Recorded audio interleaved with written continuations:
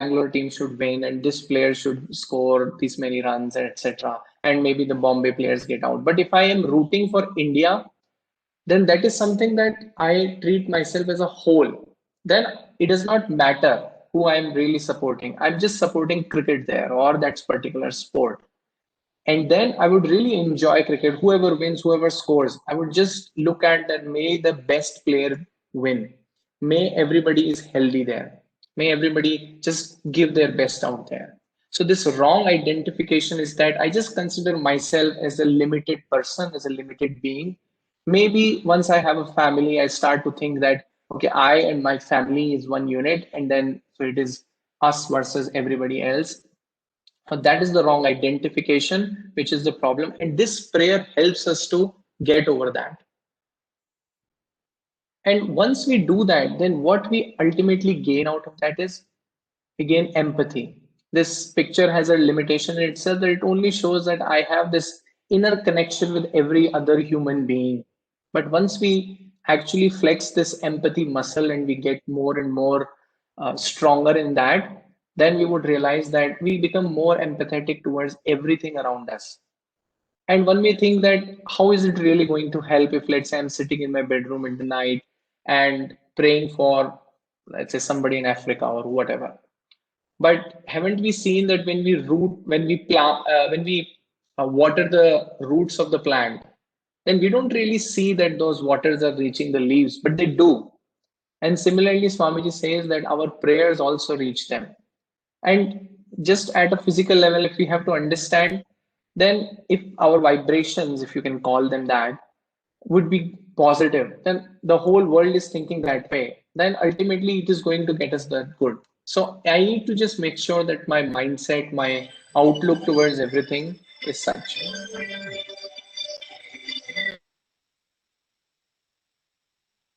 So I need to bring that empathy in me and make sure that I'm praying for everybody. It's a very special, it's a very strong prayer in which I'm not just looking out for myself, I'm looking out for everybody and everything living, non-living in the entire creation and the entire universe.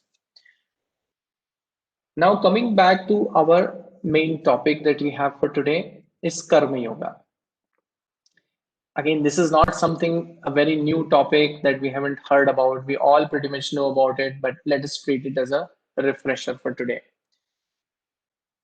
In the last week's class, Dr. Sundar, I borrowed his slide over here. He covered that our amongst the main goals that humans have, the most important goal or the final goal that we have is that of moksha. Moksha is generally termed as freedom, but when we study more, than Swamiji says that it is not really freedom, it is actually giving up. Mukti is actually giving up. And what can we give up? If Vedanta says this body is not ours, these thoughts are not ours, then what can we give up? We have just wrong notions in ourselves to give up. For example, the wrong identification we talked about in the Shanti mantra. So those are the wrong notions that we need to give up to get that freedom. And right now, what is happening is, and then once we get that liberation, then we get everlasting happiness. That is not a short lived one or a temporary one.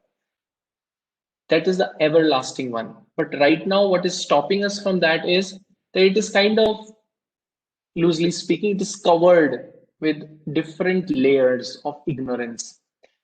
There is ignorance in mind, there is restlessness in mind. The most gross level is that there are impurities of mind, which is also called mala.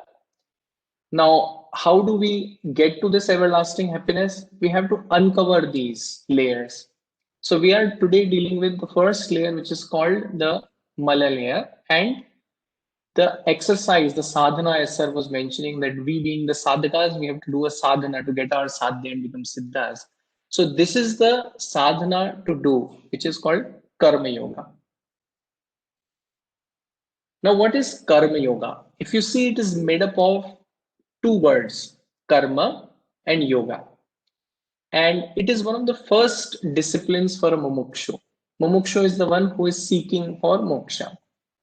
And it's the first discipline because Each one of us does something or the other in our life. So that is kind of a karma. We'll discuss exactly what karma is. But we do that, and that is the way that we evolve. That is how we improve upon ourselves. But nobody actually told us how to go about it. What are the things that we need to take care when we are doing some kind of a karma? Now, what is actually karma? In physics, if you actually loosely translate karma into English, it might be called as like work or action. And we used to calculate in physics that 23 joules of work was done. But let's say, so we used to call, if there is a motion, then there is work. So is every motion work? For example, the planetary motion is there, sun and moon, and these things are going around. Is that called karma? No, that is not karma. It has to be done by a human being or a sentient being, because we are the ones which have that special abilities, which I will talk about. And the second thing is, at the night, I, the human being, am actually snoring. So is that called karma? I'm not doing it for a particular purpose. That is just happening. So that also would not qualify as karma. Karma means something which is done by a sentient being for a particular goal. Here, all the goals that we are talking about are ultimately leading towards moksha purushartha. But there are so many intermediate steps also. But a karma would only be called as karma if it is done for a particular goal, not it is just not happen. For example, if I sneeze or if my food is getting digested, it is not a karma. Then the third thing is that if somebody puts something, some gun on my head and asks me to do something, now that is not again something that would be called as my karma. So there has to be a free will associated with it.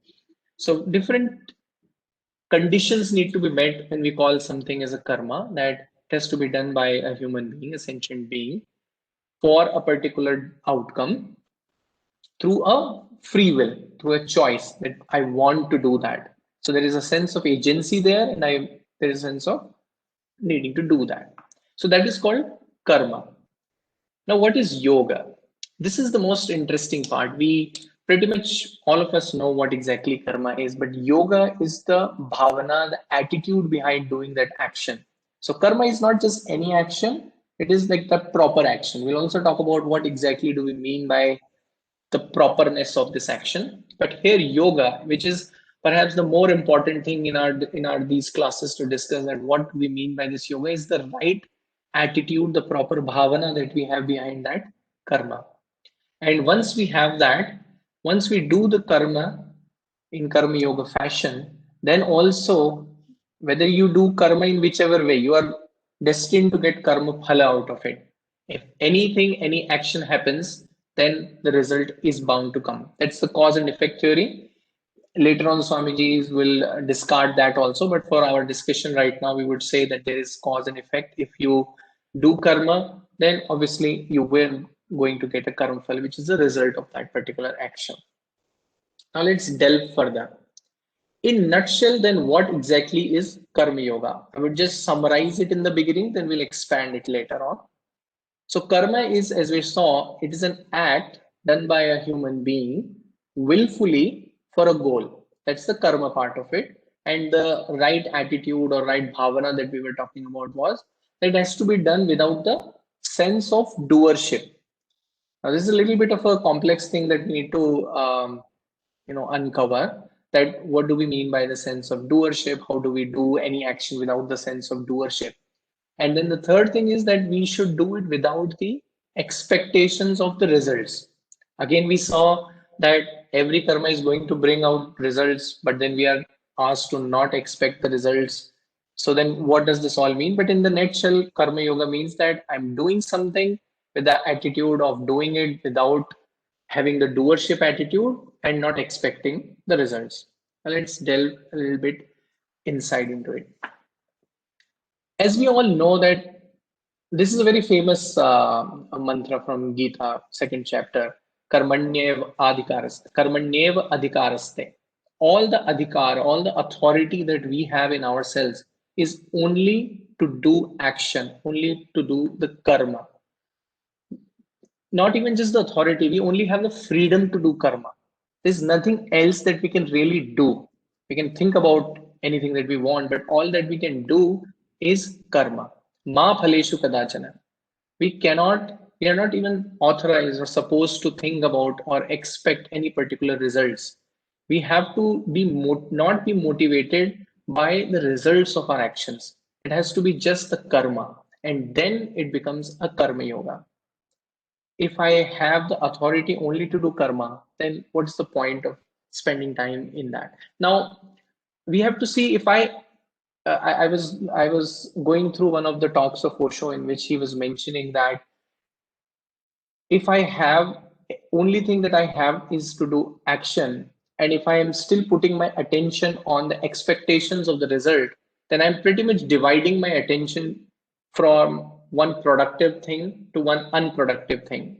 And the amount of time or attention I'm putting in mesmerizing about the expectation of the results, that much time I'm putting less on the action part of it, on the karma part of it.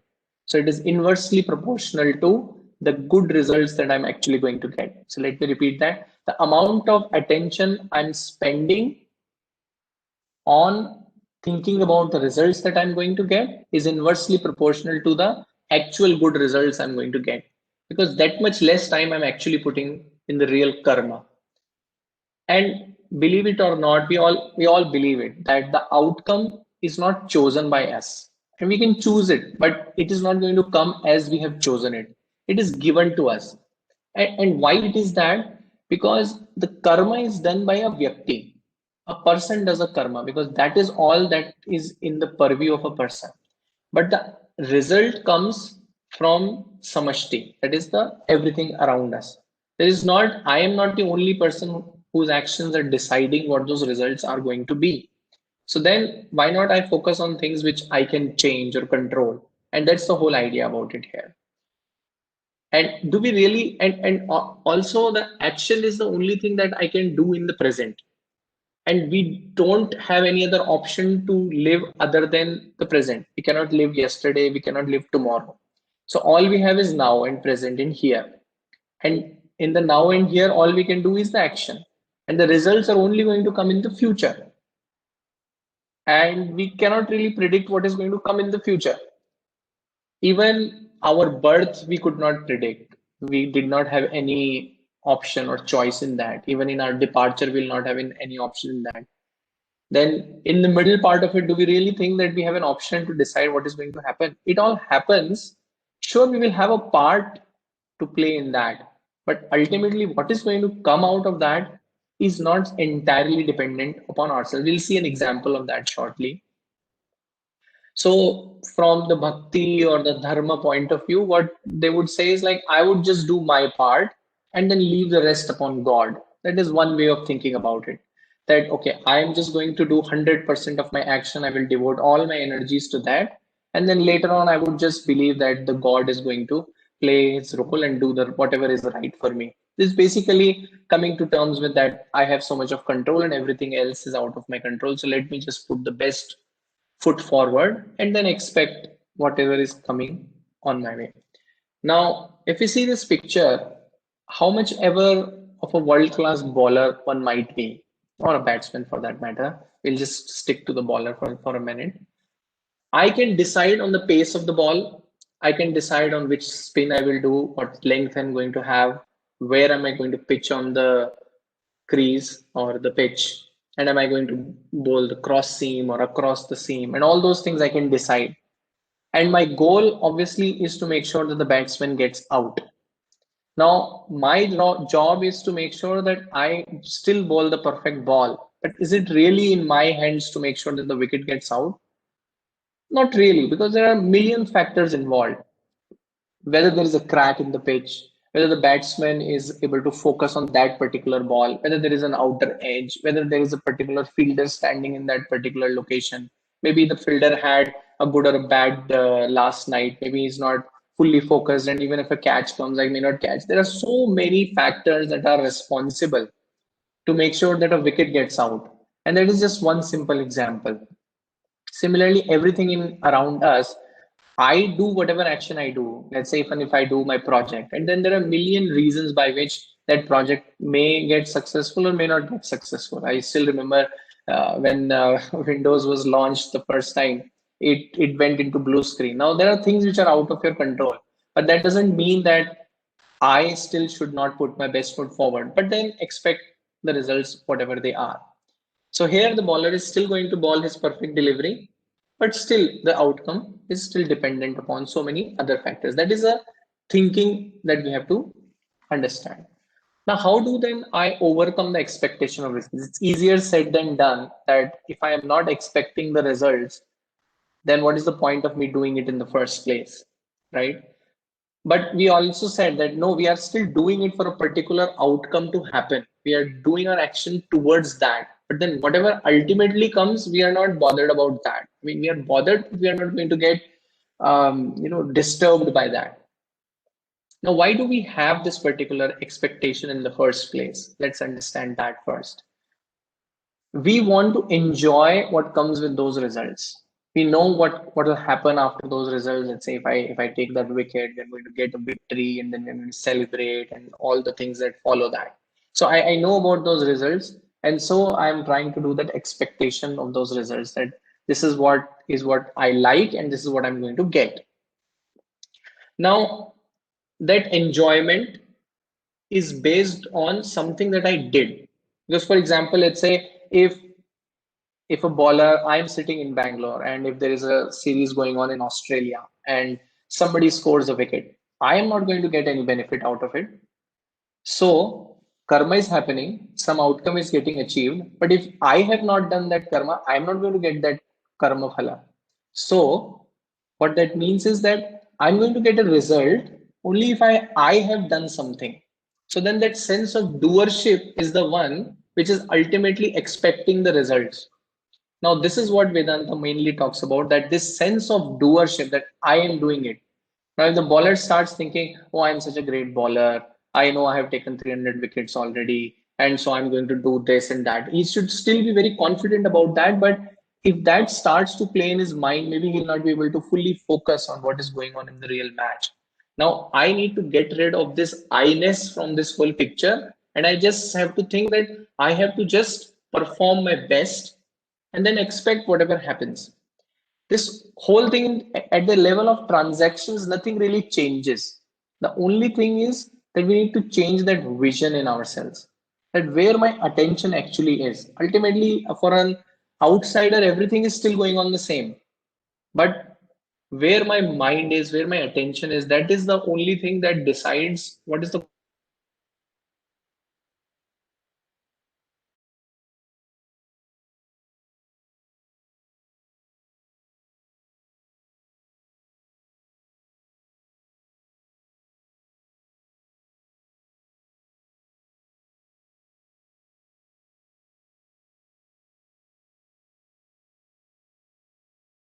So I think we lost you.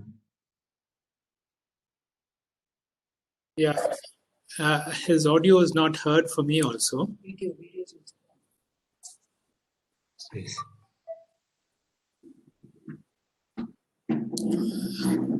Pictures Maybe you also can call him and ask frozen. him. Aniket, I the will call. pictures also frozen. It must be an internet issue, I think. Yeah. Yes, yes. I'll call him. Okay. Please call. I'm sure he will have a standby internet.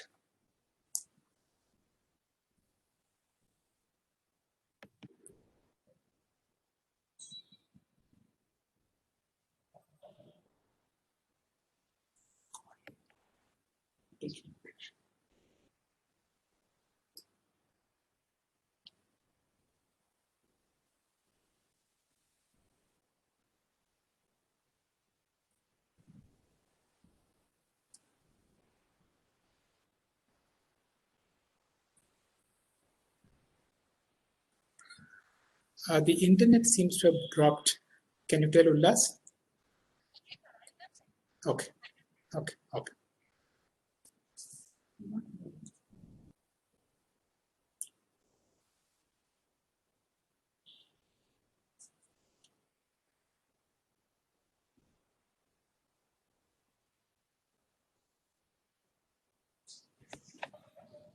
We'll wait for a little while. I'm sure he'll rejoin. Yeah, we'll just wait for a while. Yes.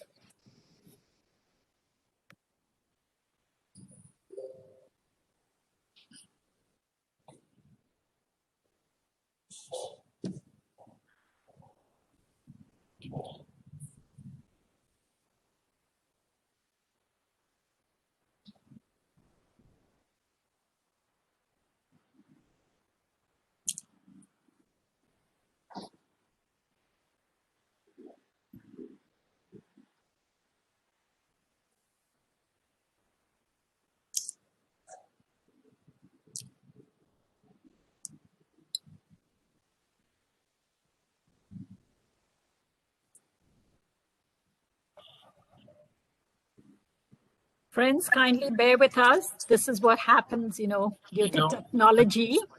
Yeah. So I'm sure he'll be back in a I'm little sure while. he'll have more than one internet. 1 minute. He's calling. Hello, plus. Can you join back? Yeah. It was in that slide about action. Yeah. About few slides behind. About the after the cricket slide about the Like we got here in Australia. the sense of doership, about expectation of results. Your internet is back. Baba, what do you want? Not. He will join back. If there is a delay, if there is any interaction on that mantra, Om Sarve Bhavantu Sukhinaha. If anybody wants to ask a question, but please mute yourself once he comes back.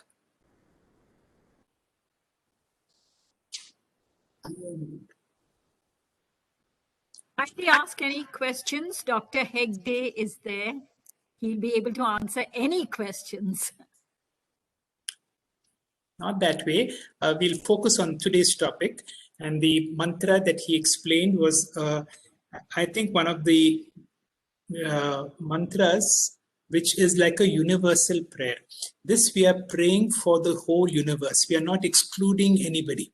And when we don't exclude anybody, we, as he rightly explained, when you begin to identify yourself with everyone, this is the best form of prayer, because every other prayer is, if you really see, it is a selfish prayer. I want to be better than him. I want to win. That means he should lose. So it is, you're putting God in a conflict. For God, everybody is the same. Can you imagine that you say, I have to win or I have to get that contract and the other fellow should lose the contract?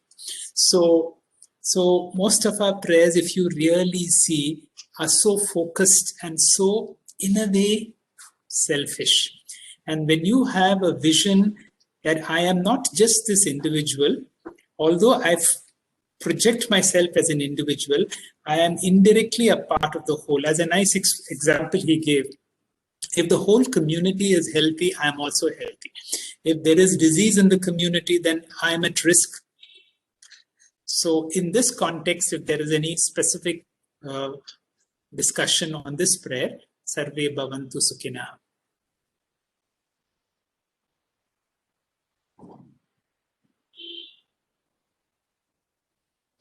We will leave the discussion on Karma Yoga because he's very nicely and systematically covering it. He's also spoken about we have only freedom on action. We have no freedom on the outcome. He gave a nice example from the more you pay attention on the outcome, that much less attention you have doing that action. And therefore, you are wasting your efforts. So although there is an anxiety, I'm giving a talk, that there be no internet issues, let it come well, there will be, you hope that the result would be that it will reach out to everyone. But if that anxiety is driving me from affecting my performance, so that is the whole vision of Karma Yoga. Second is, whenever you do an action, there is a sense of I am doing it.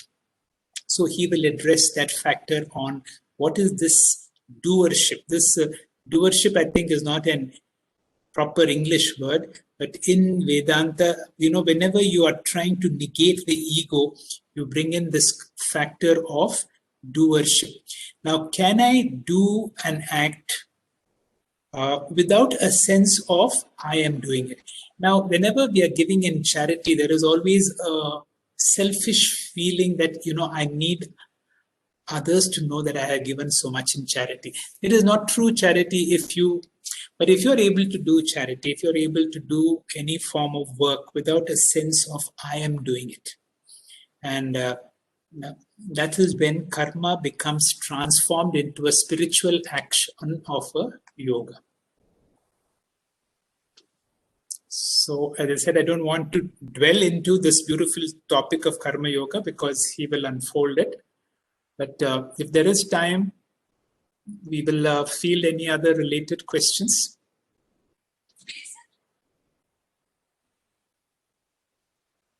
This is Malti here, Doctor. Yes, Malati. I just wanted to add that the first prayer itself laid a lot of stress on empathy. And that was really good because it is one way of bringing in the most important thing of oneness.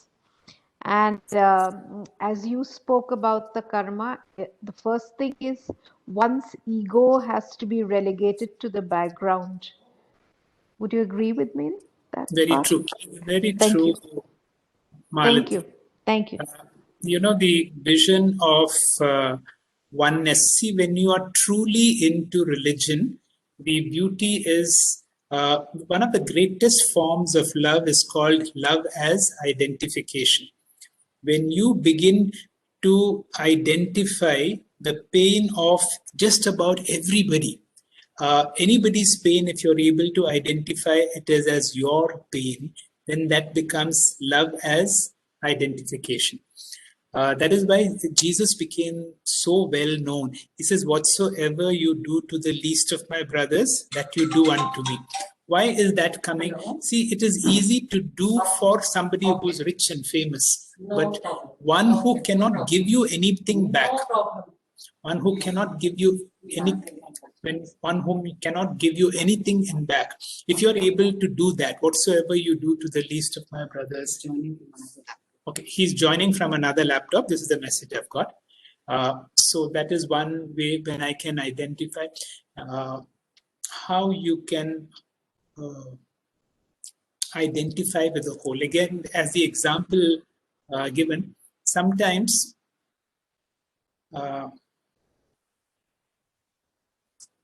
again, as I said, I don't want to enter into any field of karma yoga which he's yet to cover, and let him cover it.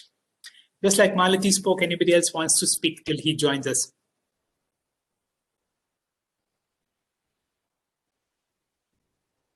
Thank you, Dr. Hegde. Maybe you could tell the group about the other programs you're holding. We have 2 classes every week, and many of you are already part of it. Every Friday at 6:45 to 7:45, we have a 1-hour session where we introduce the principal Upanishads. So last class, we will begin with Mundaka Upanishad. These are all what is also called the Veda Anta, the end portion of the Vedas. And these help us to identify that, the whole world is one. So every week we are taking one Upanishad, and that will go on for about 10 classes. Upanishads are very lofty. They are very difficult to understand. And to help us to understand, we need certain basics. And for that, on Monday, we have another class called Viveka Chudamani. Viveka Chudamani is one of the masterpiece works of Adi Shankara, where very systematically he's going to explain to us, like all these things, various aspects about, in any topic is given to you, we need to know 6 things. Who am I? From a philosophical angle. Every religion tries to understand who am I? Who is God? Because these information about God, about me, about the world around me, you will not be able to get in any... Ullas, please go ahead. Ullas has joined us. Ullas. Thank you so much. Thank you for bearing with us. I'm just wondering whether that the internet gods were not happy with me. Let me just share it again. Okay, this was my internet checking. Sorry about that again.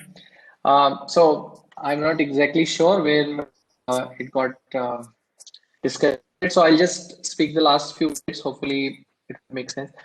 So what we were talking about was that I need to get out, because that is what ultimately brings me to the expectations of the results, and that's where I do the mindset of getting disturbed and all. Now that is only a change of vision. At the transactional level, nothing really changes.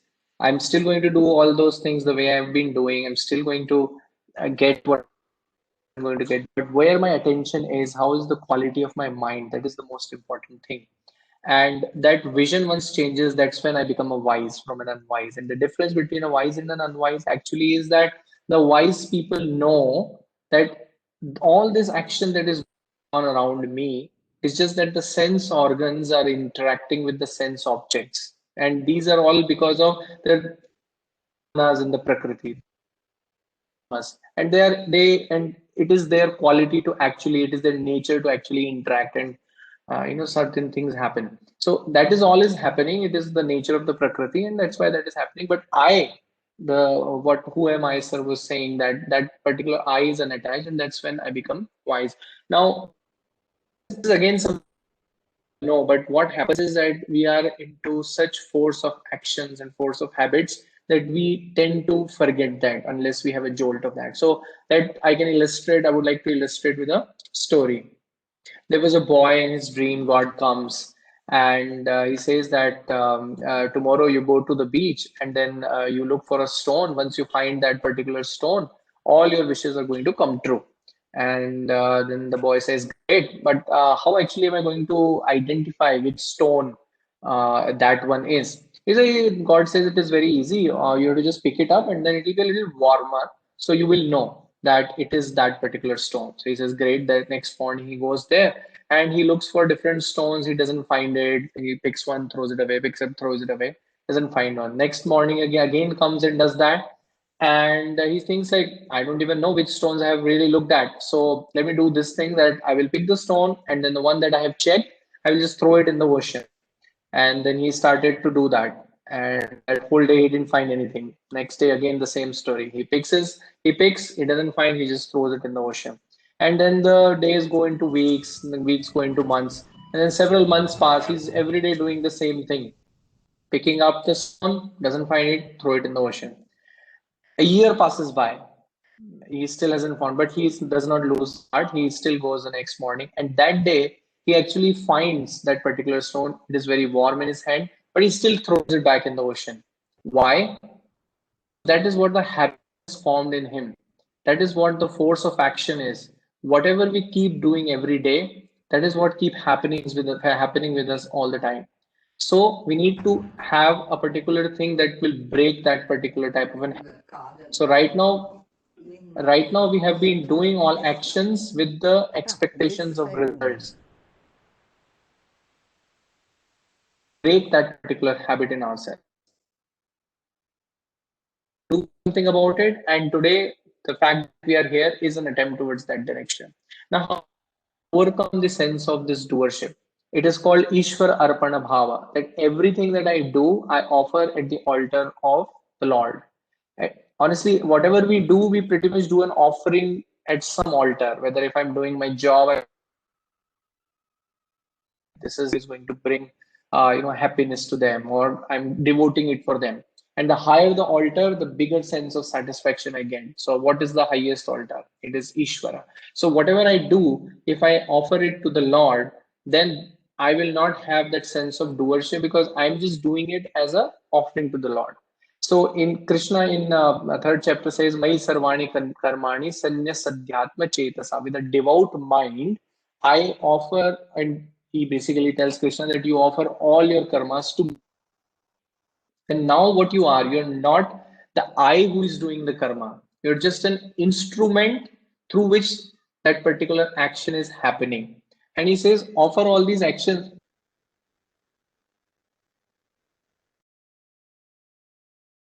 Here I have bolded because he does not do the action. Just don't have the sense of doership. By all means, do the Ullas, action with all your. Ullas, I Yes, sir. suggest put your video off. Your internet is a little unstable. Put your Yes. video off.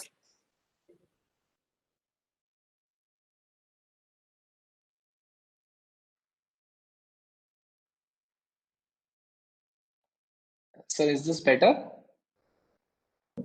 Better, Ullas. It is better. Okay. So offer all your karmas unto me is what Krishna tells Arjuna with a devout mind. And he says, fight. He does not say, don't do the action. Do the action, but without the sense of doership is all that is being asked for here. Because what happens is when I do something, that action is done by somebody, by a husband, by an employee, by a father, or whoever. When I do something, a somebody is born, an I is born. And that is where all the problems start. So how do I do without getting the somebody born? Is that I just do it as a role play, that I'm on the stage. For example, I am Maharana Pratap's role I'm performing. I'm not really Maharana Pratap, but I perform my role perfectly well. But at the end of the day, I always know that I am not Maharana Pratap. But in that moment, when I'm on the stage, I'm 100% in that moment.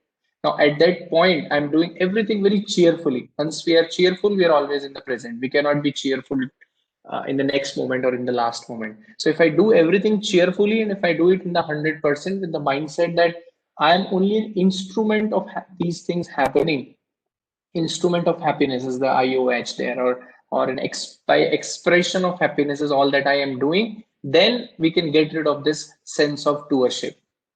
And when we don't have the sense of doership is when we act.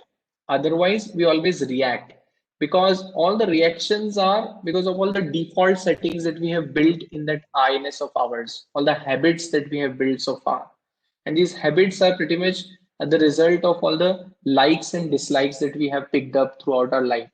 These likes and dislikes don't really have a logic behind them. You don't like bitter gourd, no real reason behind that. It is just because. So these default settings are the ones which are defining our reaction towards any experience in the world. These become our habits, and then we actually react. We don't act. Action can only happen if we are peaceful in our mind and we are judicially thinking, objectively thinking about anything. One another thing that when we do actions and then we say, okay, I'm highly evolved, so I'm not just looking for myself, I'm trying to do something to improve the society. Swami Anubhavanandaji always says that we are doing is for our own evolution. It is for our own selfish needs so that we get salvation, we get evolved. The help word should be deleted from our dictionary, because when I say I'm helping somebody, again that I gets born, that I am doing this, so this good should happen. I'm just trying to do something for my own self. If that is the attitude, then we will remove the sense of doership. Now, once I have removed that, then how do I treat the results that I get? Because results are bound to come. Now I have to accept those results as a prasad buddhi. Once I get, when we go to big temples, we get prasad, then we don't really do an analysis of prasad. Well, there is less sugar in it, or I should have gotten more quantity of it. We always revere whatever we get. So that is how we need to treat all the results that we get out of all our actions. So that is the mindset we need to have once we get the results. So Vivekananda says that work for the sake of work, that enjoy the journey, as we generally say, instead of the destination. Because if you have enjoyed the journey, then whatever the end result that comes is also we are going to enjoy, because we have enjoyed the overall journey anyway. But if we are waiting and postponing our happiness towards getting a particular result or reaching the destination, then we are in for, I mean, it's not really a surprise. We are, even if we get what we like, maybe it might be a momentary happiness, but there will be times when we are not getting it, and then it is suffering all over again. And it's generally proportional to how much ever of happiness we get in the things that we like.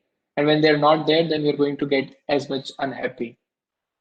So once we develop this prasad buddhi, what we are going to have is that develop that mental state of equanimity, that if I get what I like, then also I'm at peace. And then even if I don't get what I really like, then also I'm at peace. Slowly our likes and dislikes are going to start fading away because we are happy with whatever we get. The idea is again not to do the action with lesser of intensity or perfection, but what we get, which is not completely in our control, we accept it as a prasad buddhi. That is the whole attitude change that we need to do to get from karma to karma yoga. Now, how do we do that? We develop the attitude of acceptance that okay, anyway, all the actions are not by my choice. That everything that is happening around me, it is not because I want that. So I accept that first thing. I don't compare with others because comparison would, if I compare somebody's strength with my weakness, oh, I'm not such a great programmer, then I'm going to feel bad about it. So I'm not comparing. Whatever I would just try to make myself better and then accept the results that they come. Then I need to have humility. This is very important that many times we think that, oh, I have done this and that's why these results have come. But as I've been saying so far, that there are so many factors that ultimately, even if I'm successful or I get a promotion or I get a deal or whatever, then there are a million factors responsible for that. Then there is no point. It does not make logical sense to be proud about that I did that. You need to have the humility. Sure, I played a part, so I'm happy about it. But then I'll not have the arrogance that I did that. And then have the devotion that whatever he's going to do, he's not going to be unjust to me. They say life is unfair. That's pretty much not, I don't believe in that. Life is quite fair. And the law of karma is for that. We'll discuss that later.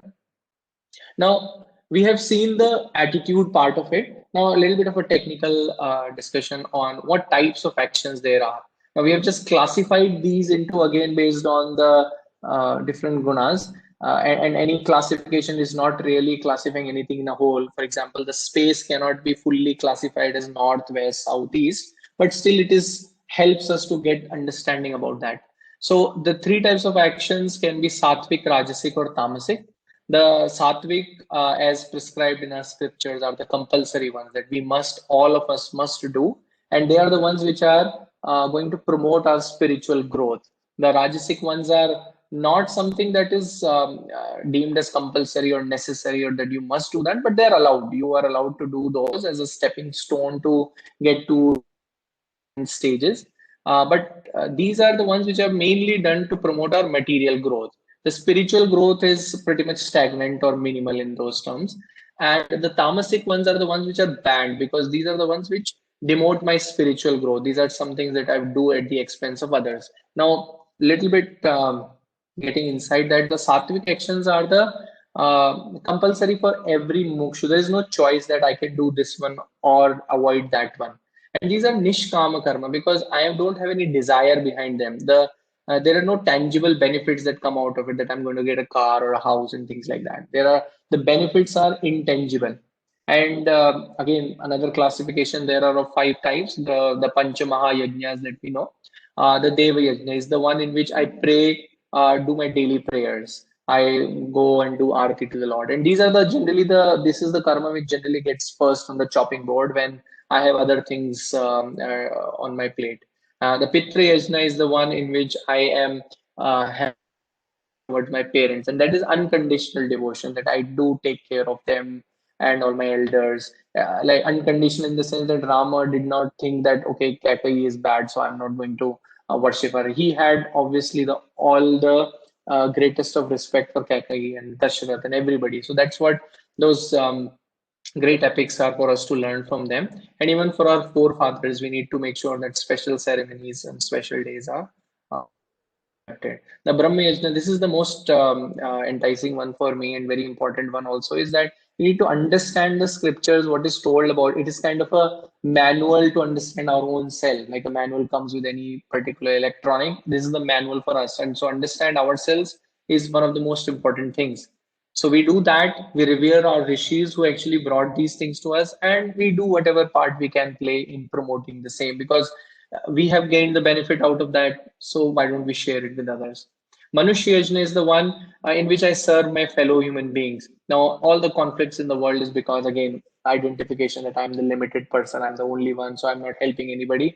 But we are told that this is another sattvic action. And again, if it is a sattvic, you're compulsory to do that. So you have to serve your fellow humans, not to improve them, but for your own need, but for your own the attitude of serving them. So that's how we protect the poor, serving the needy. This comes into that. And then the last one is the Bhuti Yajna, the preserving the nature and ecology is nothing new here, because this is what we are asked, that plants, animals, non-living things, everything we are trying to maintain an ecological balance. So these are the different types of sattvic actions we are asked to do. Their proportion can be different, that I could spend more time in Brahma Yajna and one could spend more time in Manushya Yajna, but all of these have to be done in some proportion or the other. Sometimes these get deprioritized because we are more focused on our material growth, but the idea is, now let's get to the Rajasic action. These are the Sakama karma. I'm doing these for some tangible benefits to fulfill the desires of myself, my family, mainly selfish in that aspect. And so I'm trying to do primarily for my material growth. Now, again, as I was said, these are not compulsory, but these are not banned. In fact, in the earlier parts of the Vedas, there are methods in which they tell how you can achieve a particular benefit. So these are allowed. These are even told in the scriptures, but they are not really there to help you spiritually. These are not a sin also though. The tamasic actions on the other hand are sins. These are nishiddha karma. These are prohibited. Now I am doing something to gain something selfishly at the expense of others, like violence or cheating, etc. So I am asked to increase my my sattvic karmas, reduce my rajasic actions, and absolutely ban my tamasic actions if at all. Now, what are the benefits of this karma yoga? As we had seen in the beginning, that we are trying to achieve that everlasting happiness, that spiritual growth.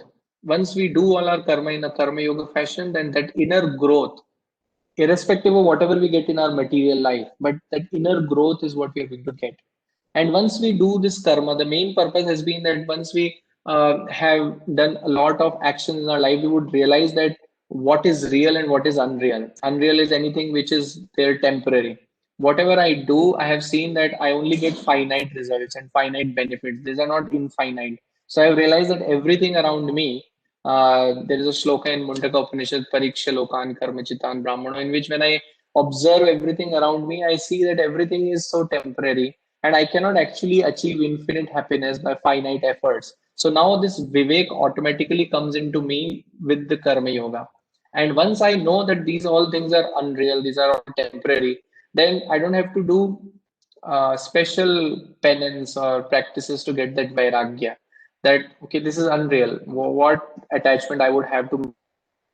And once I have that, then I will certainly have the mumukshutvam to what is real, what is that eternal thing. So all these things are so important, and you can achieve them once we start doing karma yoga. The prioritization becomes easy in life, like what I should do when there are two things, I'm at a crossroad. And then once we have this notion in ourselves, then we can prioritize ourselves. Just the desire that I want liberation is not enough. We need to act upon that, and karma yoga is the way for that. And once we start keep doing karma yoga, then we start making our environment conducive around us, that all things will then automatically start happening. We start to, even, many times people say that where do I find my guru? Once we have our efforts there, once the flower is bloomed, the honeybees would come. So this is the effort of blooming our own flower. So these are the benefits of karma yoga. Now, coming back to the initial part, as we had seen, that with the Karma Yoga, we can remove this mala nivritti, we can remove the impurity of mind. Then the next things that we are going to look in our few further sessions are, what do we do with the Upasana Yoga? How do we concentrate our mind so that we can actually look inwards in a very systematic fashion? And then ultimately, once we have prepared our mind without the impurity and focused it in one direction, then what are we supposed to know that is going to get us that liberation, the coveted liberation? So the take home message from Karma Yoga is, let us act without the sense of doership, accept the results as a prasad. So Ishvara Arpana Buddhi and Prasad Buddhi. Once we do these in Upasana Yoga, we gain the qualification to receive Jnana. And then once we do that, then we would give up our wrong notions and get liberated. So in the next session, we are going to see Upasana Yoga. Let me finish it with this Shanti Patha. Om Purnamadah Purnamidam Purnat Purnamudachyate Purnasya Purnamadaya Purnamevavashishyate. Om Shanti Shanti Shanti. Hari Om. Thank you, sir. Thank you, Sajani madam.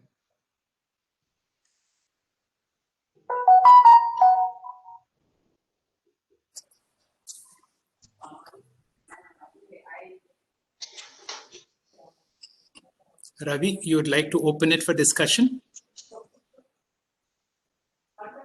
I think we have lost Sajani, madam. Yes. Dr. Sajani has left for the day. Yeah, we can have a few minutes of discussion, Ravi. Yeah, we can, Doctor. Yeah. Open for discussion for anybody who wants to ask any questions. And my apologies for the interruption in the between. I know we have ran over time. No problem. Some part Can due to that. keep your camera on, Ullas, no? Keep your camera.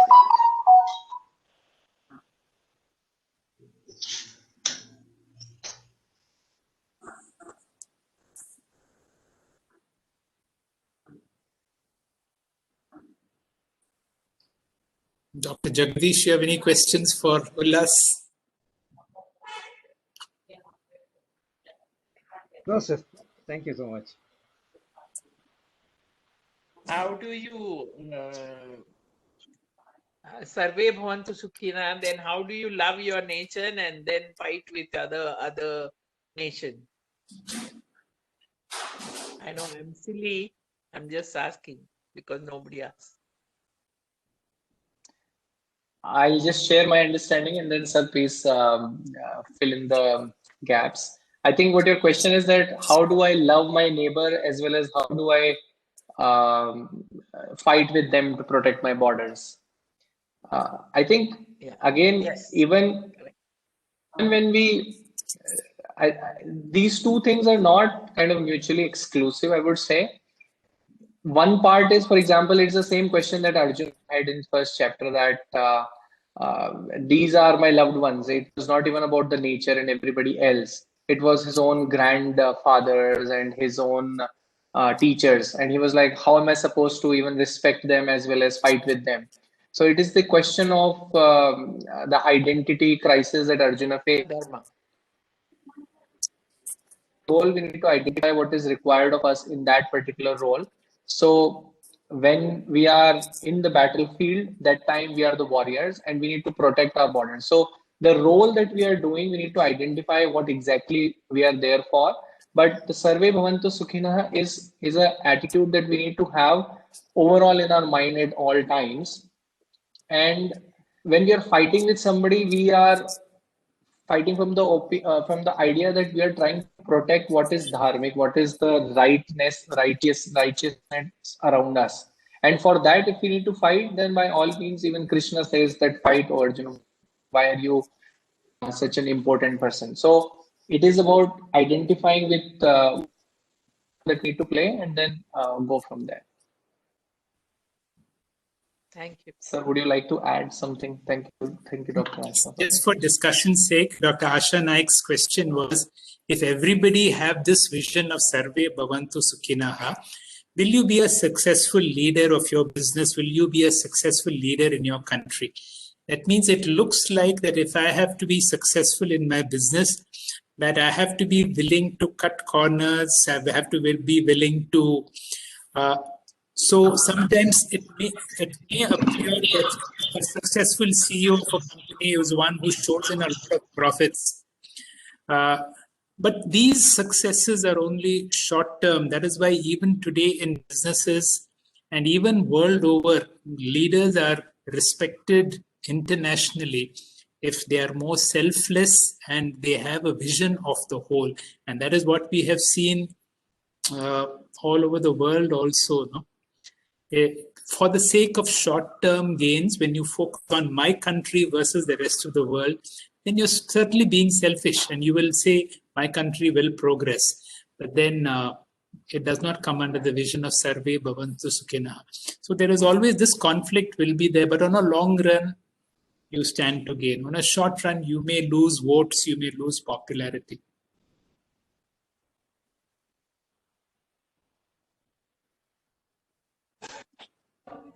I have a question. This is Sandhya here.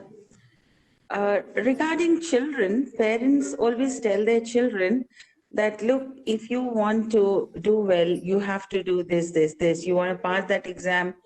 You know, if you work hard, you will definitely get the result.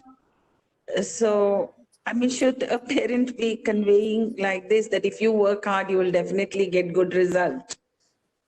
How far that requires a change in presentation to the kids? Thank you, Sanjay. I think in my example that I had mentioned that caller has to still see that he is the best in what his delivery is going to be. He is pitching it to the right length. He is making sure what is right for this particular batsman. And he's doing exactly what is needed in that particular situation and in the best possible manner. So the child also need to prepare for the exams. We need to put our best foot forward, and it will only increase the chances of making everything well. So when I'm preparing for the exams, then I need to obviously study well. I need to understand my concept well. There's no two ways about that. So I must do that. The only thing is that if all the time I'm worried about, oh my God, I have to come first, I have to score 90% marks, or this is, and I have to score more than my friend. And these things are only taking me away from my actual studies. So there is, as I said, there is nothing going to be changing in the transactional part of it. I'm still going to study all my chapters. I'm still going to spend X number of hours. The only thing is that I still have to have the desire that I have to take that wicket or I have to, score great marks and study well. But all the time in my mind, if I have that restlessness, that disturbance in my mind, then it is only going to hamper the actions that I'm going to be taking. And this ultimately is going to go against my goal of scoring great marks or understanding the subject better. That's my I would say, okay, a grown-up student, fine. Let's say a middle school, high school also, or even a college student. But how about children in the primary school, smaller children? I personally feel the parents, the kind of message that they give to their children, saying that, look, if you work hard, you will definitely get a result which is commensurate with it. Probably that message needs to be changed. What's your view on it? My personal view on that is, if you're talking about kids who are in primary levels and all, there I think we are trying to nurture them with our understanding. So at that point, what we talked about in today's class is more relevant towards what we think. I think in the beginning, we can say that, oh tree, your roots should be so strong that you can weather all the storms, etc. But that is not entirely true for a small sapling. It is initially we need to provide those guardrails for that particular plant, and once it becomes strong enough, then we start imparting these things and how do you strengthen your roots. So for those kids, we need to be strong enough to say, okay, whether he or she is making his best efforts or not, but then whatever the results come, then I'm not punishing them, but I should all still let them strive for the best. But then, it is again just a mindset change. There is nothing really that changes at the action level per se. I'm still going to do that. But how am I managing the quality of my mind is what we are trying to see. I don't know if that answers the question, sir, if you would like to add anything to that. Yeah, no, I've got it. Thank you. I would fully agree with you. As you said, it is only a mindset. And you show that in your child also. You encourage them to give your very best. And you don't punish them or reprimand them if the results don't come out. So subtly you give them the vision. Children imbibe whatever you have imbibed. And so you need to show these things more from your attitude rather than telling them anything. Yes, Dr. Hegde, that's exactly what I feel. The message that a parent gives to a child right from the beginning, the child would get trained accordingly, to think accordingly, and would focus rather on result, would focus on, enjoying whatever he or she is doing and doing it more for the pleasure of discovery and learning something new and finding the excitement in it rather than, being result oriented. That's my view on this. Certainly, Thank you, certainly. ma'am. Yes, Sandhya. Hello. Hello. Please go ahead. This is Venkatesha. Hey, we were talking about Sarve Jana Sukhina. If many, good souls, many people, many saints, sages, and many institutes, social organizations, they'll be chanting this. But still, with all this, why people are undergoing trials and tribulations in their life? First question.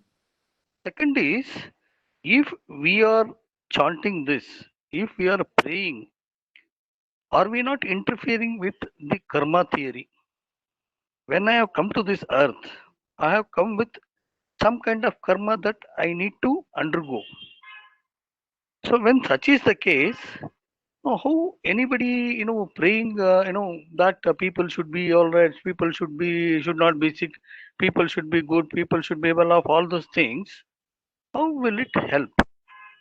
My question is this to you, sir. Kindly, if it is possible, kindly clarify me this. I'll share my views. I think what you're asking for is that there are so many people already wishing this, but that still doesn't make any difference. There are still problems in the world. And second is, if I really do anything about that, then am I not interfering with the law of karma, that I'm trying to change the course of how things have to be? Absolutely. So again, my views on that are that if that were the case, then it is kind of a fatalistic approach that everything is pre-decided and there is nothing that I need to do. Because even if, let's say, again, because we are in this setting, I would say that if Arjuna is asked to do the war, then is he really changing the course of how things have to be, or that is the course that the things were anyway, going to be? But with humans, we always have a free will. The law of karma generally says that what I am doing right now is going to decide what is going to happen with me in the future. And again, Swami Anubhavanandaji says that this law of karma and these theories are just to make sure that we understand that I am not this body only. That whatever I do right now is be all and end all. This is just to ensure that we understand that we are beyond this particular body. But other than that, everything that is happening in the world, if you just understand from the more of a spiritual angle, then it is all happening at the level of that there is consciousness and everything is manifesting and manifesting and things are just happening. I am not actually going to, it is all about the identification, what I'm really identifying myself with. So most people are doing these chantings and all. One way I could argue against it is that maybe the things would have been worse if it were that way. But again, there is also an identification at the body level that I am this and those saints are there, and then those. Here we are trying to learn that I am not a separate individual, a limited being. We are just, the change in the mindset has to become that I am part of the whole. There is only one whole. And so the one hand cannot say that, okay, the other hand is anyway trying to help the leg. So why should I even bother? And then if the mosquito is destined to, suck the blood from my leg, why should I even try that? Everybody's trying to do their part and they're trying. Once I have that identification that I am part of the whole, I think it doesn't even remain a question that why should I even pray? I'm not doing it out of any specialness in myself. This is something that will naturally happen. It'll be. But if my identification is different, that those bad people are because they have done something bad. In the 10th and 11th and 12th chapter, Lord Krishna also says that bad things are happening, but this is all part of himself only. I don't know if I've confused you even more, but sir, if you can clarify. No confusion. They're very, very clear in your views. I'm very glad. Thank you. Ravi, is it time to close the discussion? Because we are already gone to. Yeah. Yeah, it's time to close down. All right, I'll just say a few words, and I wish, and you're going to do the Thanksgiving. But very nice, Ullas, the way you presented the topic as well as you handled the interactions. Very nice, clear slides. And thanks everybody for the participation. Ravi, final word of thanks from you. Yes. Thank you very much. Thank you, everyone. On behalf of the School of Ancient Wisdom, I thank Dr. Ullas and Dr. Timur Pagde for giving us such a wonderful session. We are looking forward to the continuation of this session next week. Thank you so much, Doctor. Thank you. Thanks, Sajani. Thanks, Ravi. Thanks, Ullas. Thank you all. Thank you, everyone. Thank you so much.